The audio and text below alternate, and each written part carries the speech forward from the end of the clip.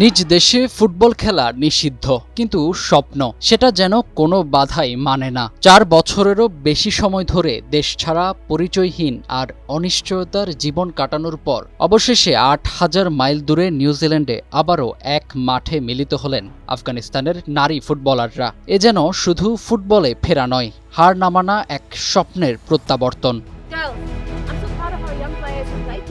অকল্যান্ডের dressing রুমে দেয়ালে ঝুলছিল আফগানিস্তানের পতাকা, বাজছিল জাতীয় সঙ্গীত। আর সেই সুর বেজে উঠতেই আবেগে অশ্রুসিক্ত হয়ে পড়েন অনেক ফুটবলার। কারণ 2021 সালে তালেবান সরকার ক্ষমতায় ফেরার পর নারীদের জন্য বন্ধ হয়ে যায় শিক্ষা, কর্মক্ষেত্র, এমনকি খেলাধুলার দরজাও।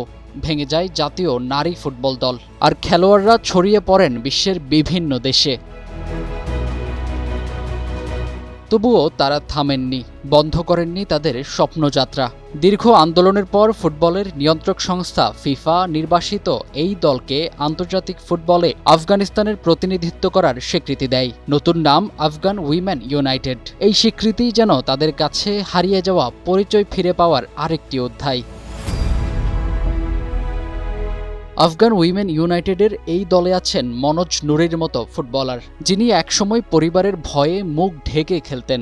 দেশ ছাড়ার আগে নিজের জেতা ট্রফিগুলো মাটিতে পুঁতে রেখে এসেছেন। তার বিশ্বাস, একদিন ফিরে গিয়ে সেগুলো আবার তুলে আনবেন। এমনই অসংখ্য ত্যাগ আর সংগ্রামের গল্প লুকিয়ে আছে এই দলের প্রতিটি সদস্যের অভিব্যক্তিতে।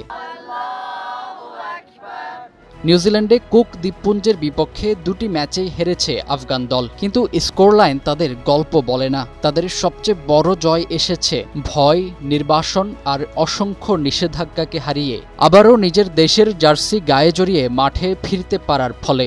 এত শত বাধার মাঝেও তারা স্বপ্ন দেখা বন্ধ করেনি, আর সেই স্বপ্নই আজ আবার তাদের ফিরিয়ে এনেছে ফুটবলের সবুজ মাঠে। ফাহিম হৃদয়, টাইমস টুডে।